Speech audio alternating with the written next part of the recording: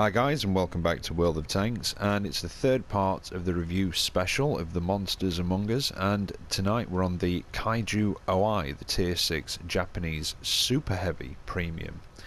And what a beast. It is absolutely massive. It's huge. Now, the Japanese Super Heavies proper are coming on tomorrow, so I'm recording this on Wednesday, so that's Thursday.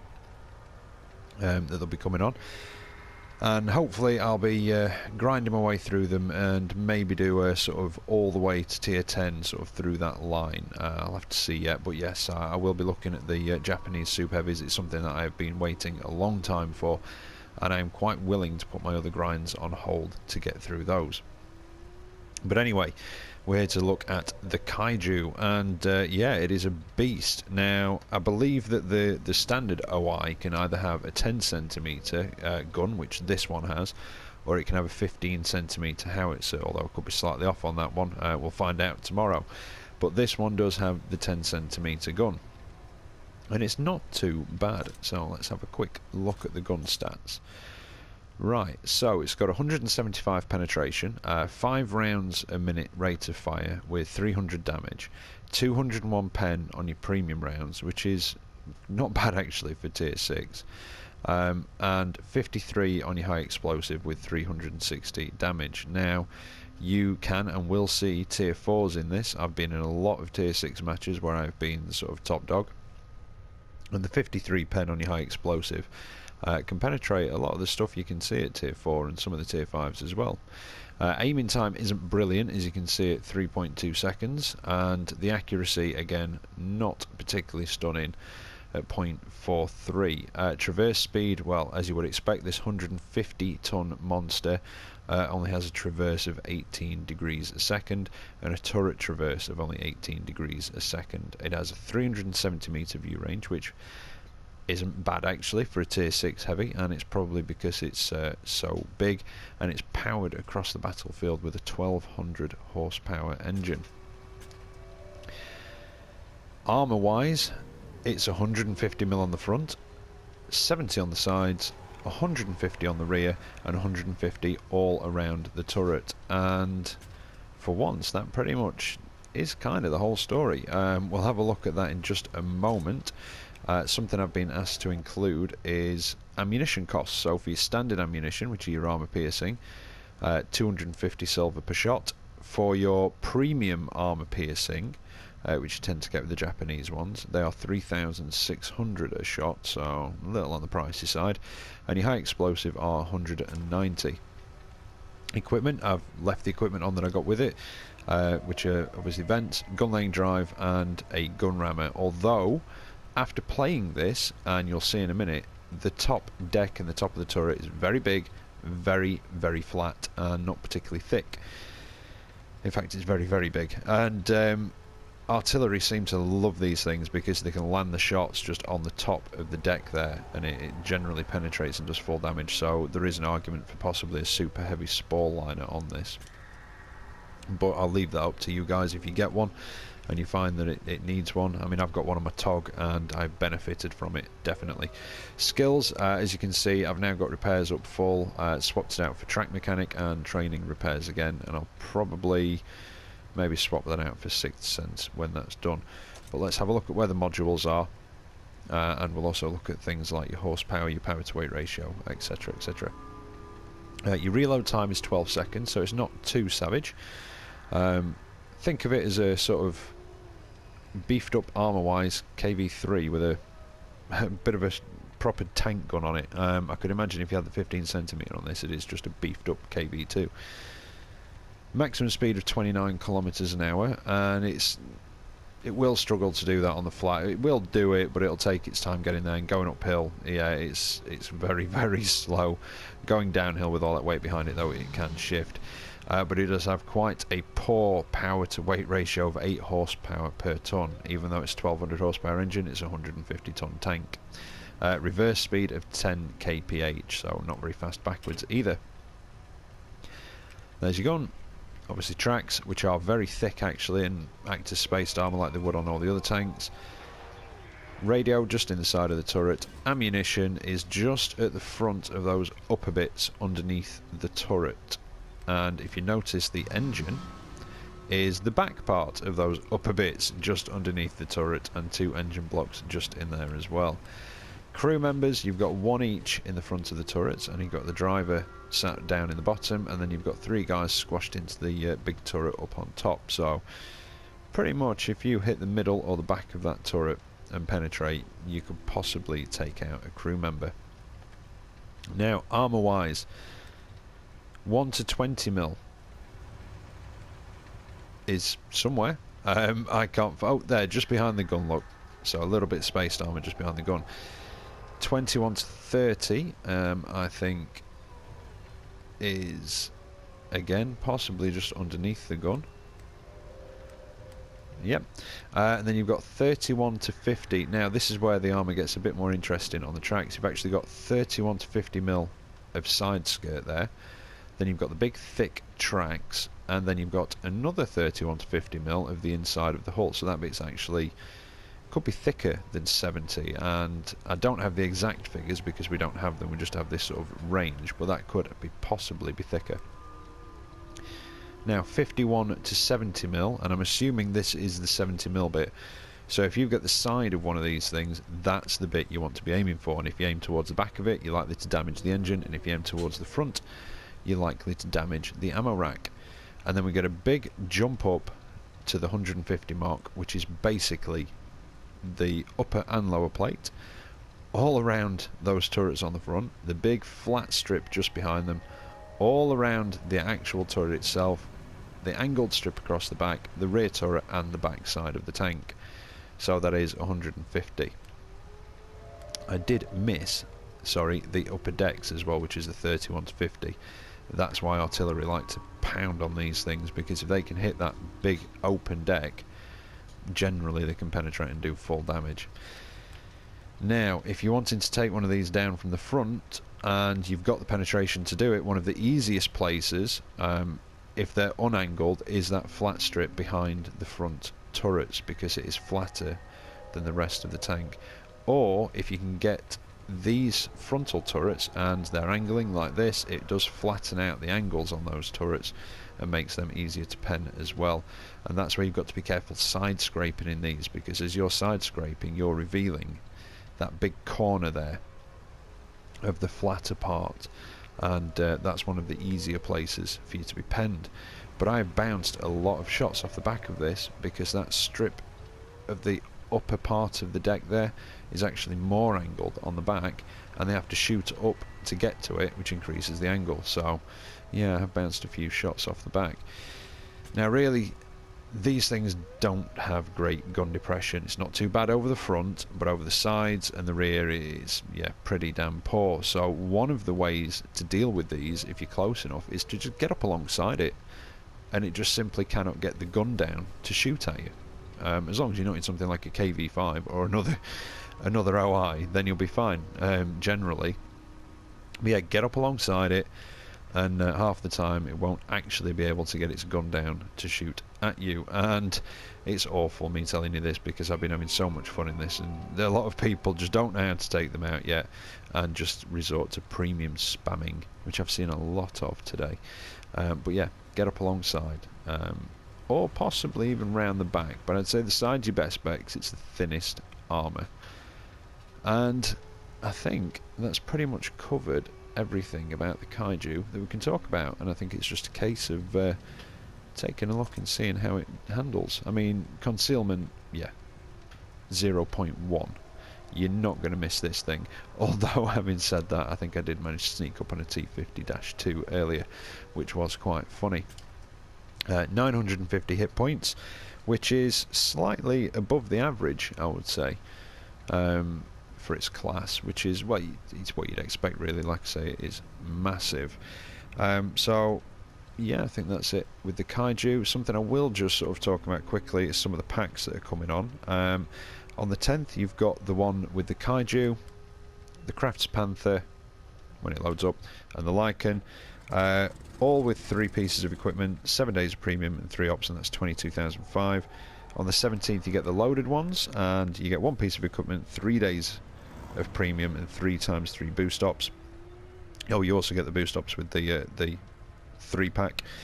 The Panther is 7,200, the Lycan is 6,200, and the Kaiju is 6,500. And then on 24th there's the base packs. The Panther's 6.5, the Lycan is 4,600, and the Kaiju is 4,900. And I think that pretty much covers it, and I think if there is anything I have forgotten, and there probably will be, I'll mention it in the replays afterwards. So yeah, let's get into those now. Right, so here we are for the first match, and it's a tier 6 match, so I'm a top tier super heavy.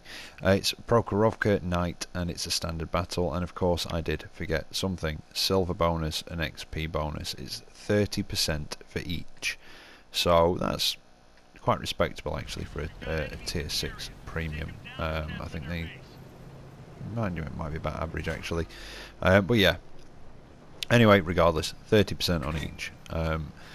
And also, I did forget to mention what Kaiju actually means, and it's a Japanese word that means strange beast, or is more commonly just translated as monster.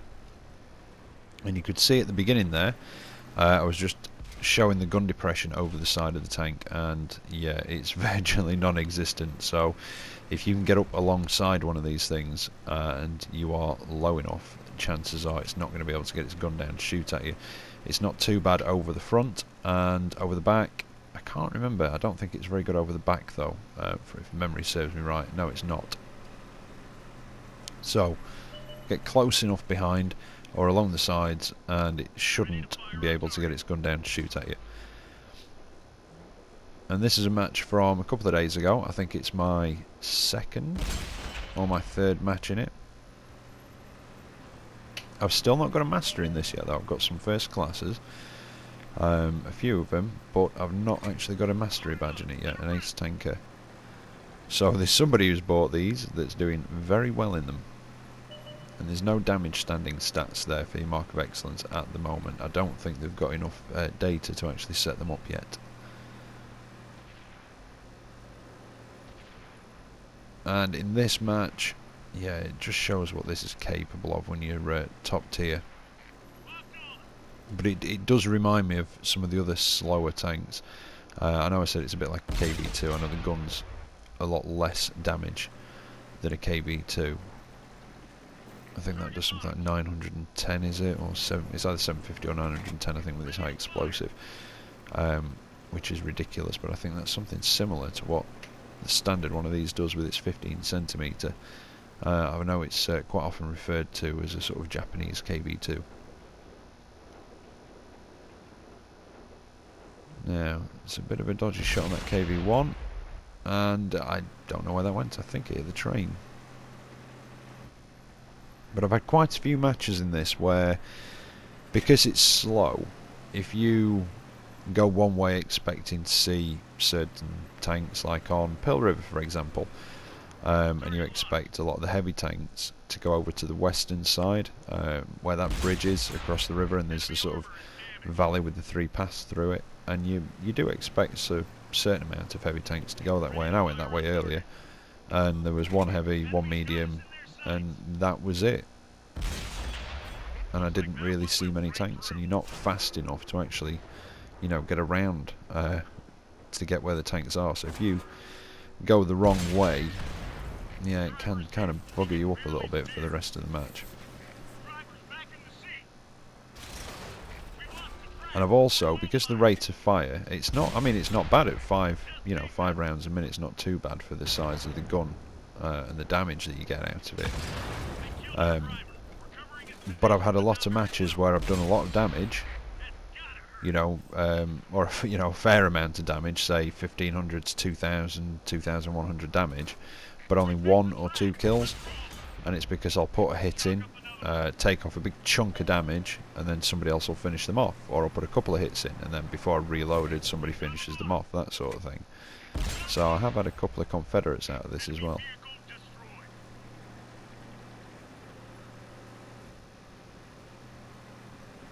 Now you can see the sort of damage capability of this, and the defensive capability as well from the front. I was in a tier 7 match, and I was actually bouncing shots from a fully upgraded IS, and that's got 175mm of pen. So if they hit you in the wrong place, or you can keep it sort of medium range, or a little bit further out, I'm taking a blind shot there at that tank destroyer, but I think he must have moved. And unfortunately, my driver got knocked out. Then he got knocked out again after I'd healed him. And it is not a pleasant thing to be in an OI with a dead driver. In fact, I think the only thing worse would to be in an OI with a dead driver and a damaged engine. That would be horrific. Oh, hello artillery. Can I get you? And nope. It just went wherever.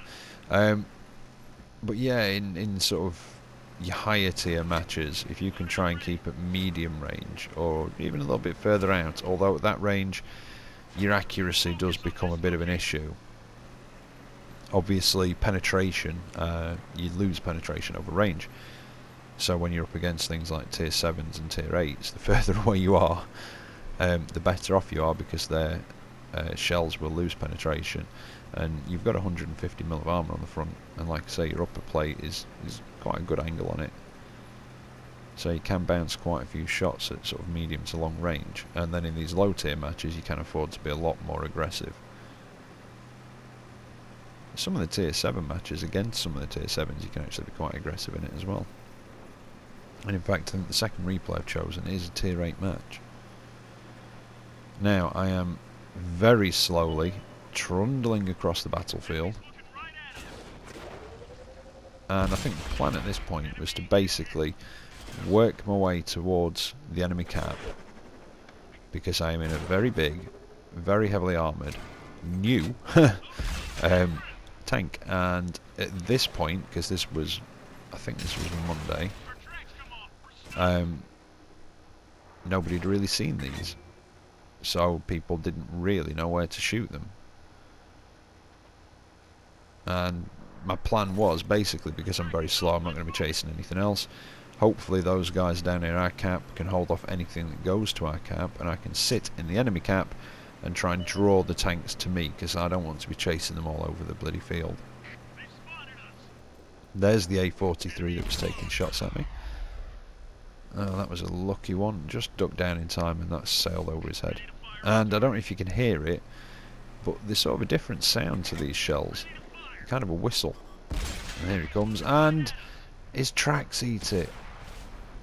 175mm of pen, and his tracks eat the damn thing. And he's going for the circle, which is, you know, it's a good plan. But it looks like he's auto-aiming. He was just shooting at my tracks, and oh dear, and ammo racked as well. Just to add insult to injury, popped his turret. And I'd like to think that the last thing that went through his mind was, ah, shit. Because I think that would have been what went through my mind. Now, we've got one medium remaining. I have no idea where he is. I am not going looking for him. And I think I just tried to get over here a bit to try and spot. We've got somebody capping. And I think that's my plan, basically go and sit in cap. Then if we can't find him, at least we'll get the win out of it, and there's a good chance that he may come back to try and defend cap. But I think this is pretty much match over, and I was hoping, so I'm on 5 kills at this point, and I was hoping for a Top Gun in it, but then he popped up right across on the hill, and it's like, no, denied. Completely denied, no Top Gun for me. And that's it, he's been dealt with, and that's the end of the match. And I didn't really fire that many shells in that. Well, not many that connected, I missed a few. But 2,311 XP out of it, just over 2,000 damage done, 3,030 blocked in a second class mastery, high caliber, and a steel wall out of it, so not a bad match. And that just shows you how much fun this thing can be. Unless you get some premium spammers just firing at you. So yeah, top of the table with that one. Like I say, nice bit of damage done, and I think that was Monday, possibly Tuesday, but people hadn't really seen them, didn't know where to shoot them, and it was a hell of a lot of fun. And to be honest, it still is a lot of fun now, because there's a lot of things you come up against that just simply can't pen you from the front. But again, it just shows you the sort of damage capability of these monsters when you top tier.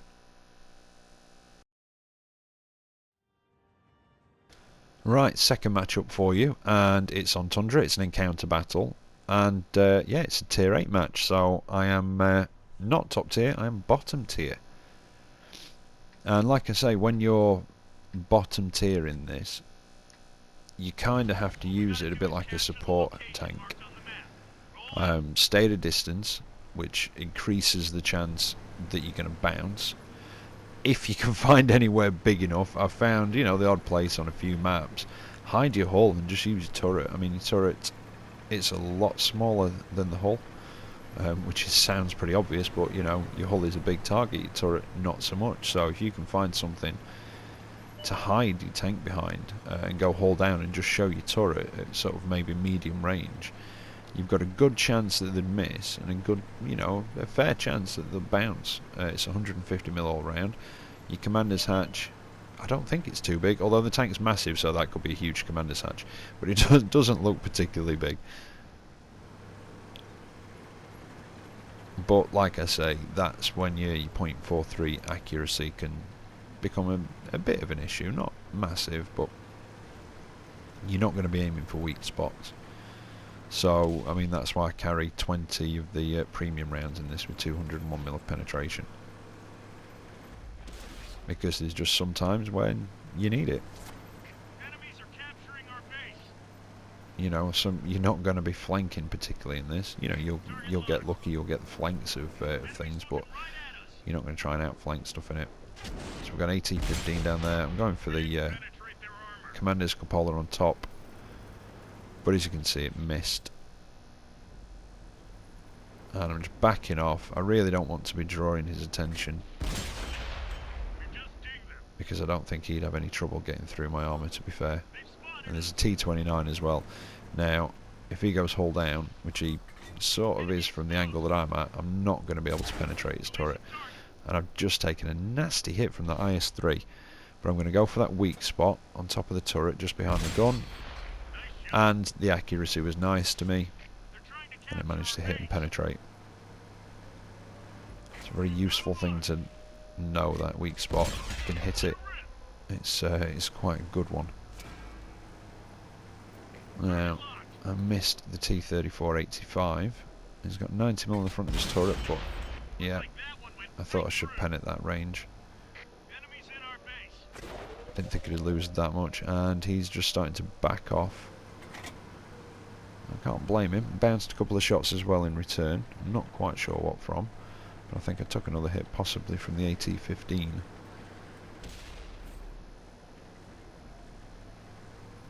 Now, I've got 2 tank destroyers behind me and a third one who could move up, and there's not much that I can do from that position against that AT-15 and a T-29 that's essentially hull down to me. The base is sort of under threat, and if I can get across there quick enough, or they can start putting the pressure on and possibly either resetting the cap or get a tank in there to put it on hold. If I'm lucky, I might be able to get some flanking shots at whatever's in the cap. And then I get spotted, and I wasn't quite sure where, and it's actually an IS-3 on my left. But he donked it into the floor, thankfully, and then something bounces off the back of my tank. And again, not entirely sure what.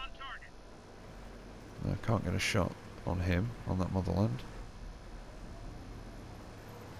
I'm just looking at the map, trying to figure out which ones are actually in the cap. But I've got to be careful as I come around this corner for anything that might be on the bridge from my left flank. I've got the T-34. Is it the 88 down there? That's, oh, just been annihilated. I put a nice hit on him and reset some of the cap, and then somebody finished him off. And that's the cap a little bit safer, but I've loaded up an APCR in anticipation of the heavies and higher tiers that are down there. Excuse me. But then we come across a KB-13, and I think, well, do you know what? You can have that one. I forget to actually swap back. Something sets me on fire, and then all of a sudden I am taking hits from all over. We've got T25/2. Luckily somebody takes him out, but I've got to get out of this position. Take another hit in the side.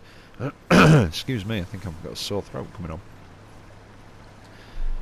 And I've just got to basically try and get into a better position, and I take a bounce there from the IS-3. That was lucky. And I managed to put one through his lower plate, but yeah, I mean, so a bad situation. Try and angle a bit better, but no, not enough, and that's me done for. But we are capping, so there's a good chance we might win, and I think we'll skip to the end and see how it actually finishes off. And it was a victory. We won by capping it in the end. But again, I mean, I put this one on. It wasn't an amazing match. I got a second class mastery out of it, which is quite nice. 1800 damage, 1670 blocked. I did finish off the Kaiju Ace op there, so I got a bit of extra money from that. And I came second, which is nice. Being a you know, bottom tier, it's always nice to come high up the table. So again, I just put it on to show you that this thing, it can be competitive in higher tier matches when you're bottom tier. I think I did not too bad there. In fact, I've done worse when I've been top tier, so I was quite happy with that one. And I think we've got one more match coming up for you now, and I think I'm top tier again in it, so we'll see that one in just a minute. Yep, here we are. It's Erlenberg, it's an assault, and we're on defence, and it is a tier 6 match, and I'm top tier again. And it's not a bad match, actually. I think it's about pretty average for the matches I've been having in this. It's a fun tank to use. You know, it's got a decent gun on it. It's got decent armour. And, yeah, I mean, even in the matches where I maybe go the wrong way a bit, or, you know, don't really see that many tanks, I'm still getting sort of 1500 damage out of it, which isn't too bad. You know, it's for a you know, an average match, or when you don't really see that many tanks, it's not bad at all. But it helps, you know, having the 300 alpha damage, because it means that you don't have to put that many rounds out to do a decent amount of damage in a match.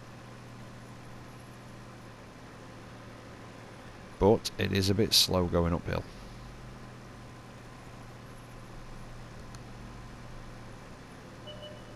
Now, a lot of you out there probably think the same thing about assaults, but I know there's other people who sort of feel differently. Well, I definitely know there's other people who feel differently from some of the assaults I've been in on the defence. Now, I'm of the opinion that to defend on an assault, you have to move out from your base. There's no point sitting back at your base and letting them come to you and being surrounded. You're best off moving out and meeting them a bit more head on. And I find that works. And I've been in matches where I've been, you know, one of the only 2 tanks to actually move more than 50 yards from the spawn. And I don't think I've ever won one like that. I could be wrong, but yeah, you've got to move out when you're on defence to actually take the fight more to the enemy. Because otherwise they'll just come up and, like I say, you'll end up getting surrounded and picked apart. And I took a shot at that cheeky one that was just showing a bit of his cupola over that hill, but I missed. I'm going to try and move into the castle, because the enemy team will have usually come across the river, and yep, starting to see them. There's the A43. Wait for the aim, but he just goes to the to my right there at the last minute, and it sails past his turret. We've got a KV-1S. Can I get one on him before he disappears back? Yeah, put a nice hit through his turret and take off just under half his health. So that's made him back off a bit. And there's the A43, and I put a good hit into him as well, and again take over just under half his health off. Can I get another one before he disappears back over the ridge? I can. Slightly low there though. Not too low, but just slightly. And it's made him back off again. And that's what I find in this, that people start shooting at you, they start bouncing. You hit them and take a big whack of health off them, and all of a sudden they think twice and start to back off a little bit and feel a bit less confident in taking you on. It's quite a good feeling. And again, as you can see, I mean, I'm just hitting these guys for just under half the health at a time. Now, I don't want to give him too much of my side, so I want to try and take him out. Well, that went wide. I think that was possibly my own fault. I didn't wait for it to fully aim. Not made that mistake again. And just managed to take off the last bit of health and finish him. Radio man's down. Does anybody ever heal the radio man? I know I don't. I don't think I ever have, unless I've used a premium repair kit, premium medikit, and he's been dead at the time as well. I'll take out that SU-100. Ooh. Nearly. That was a mercy roll, but somebody finished him off. Alright, KV-1S is backing off. One good hit, and he's done for. Right, I would say that that's the western side of the map pretty much cleared. And I'm just debating on which way I'm actually going to go. Am I going to go down across the bridge and try and come at them from the other side? But then I think, no, do you know what? I'm not really fast enough, and I'd say that a good chunk of them are going to be up in that northeastern corner, and the rest are probably going to be on that hill. So instead of going down over the southern bridge, I actually go over the middle bridge, because I've got the armour, and you know, I'm quite confident in the fact that anything that is on that hill, I should be able to withstand most of the shots that it puts at me, and take it out with quite a bit of confidence. Actually, you do feel that when you're top tier in this. Don't want to let it get into trouble though when you get too close in and get surrounded and give them your flank. So don't get overconfident, but yeah, you can feel quite confident in it. Right, so the enemy are down to 4 tanks. It's still close though. They could still bring it back. Got Churchill 3 up on the hill, just disappearing over. Take a pot shot at him, but no, it just went wide by a country mile. So he's dropped back down over the back of the hill, and the direction he was heading, I think he was going to go and meet those guys to the south of me head on. A little tier 4 tank destroyer, and yeah, he's done for.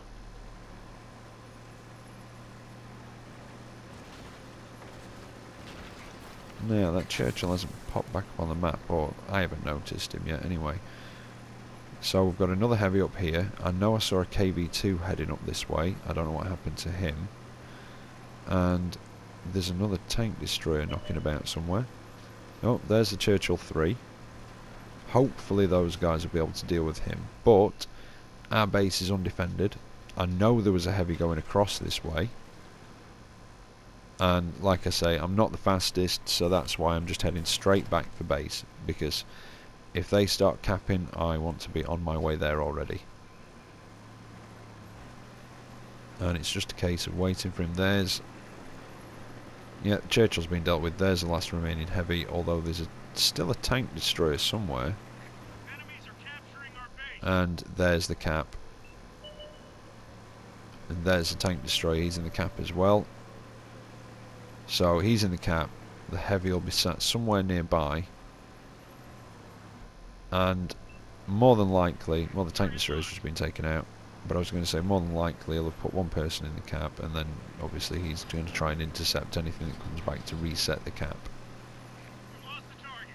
Well, that's what I'm assuming. I might be overthinking it, and he just might not have wanted to cap.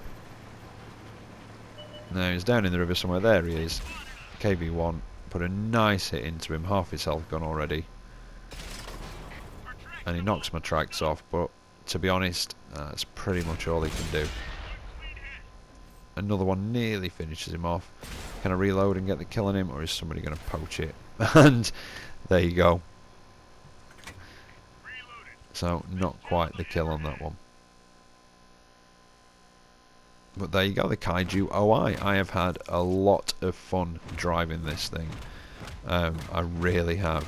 And if you're not planning on buying any of them, I'd recommend just having a good old think about whether you actually want to get this one or not, because like I say, I have had so much fun in this tank, possibly because it's something new as well. It's something very, very different. But came out that with a steel wall, a first class mastery, nearly 2,500 damage done, so not too bad again.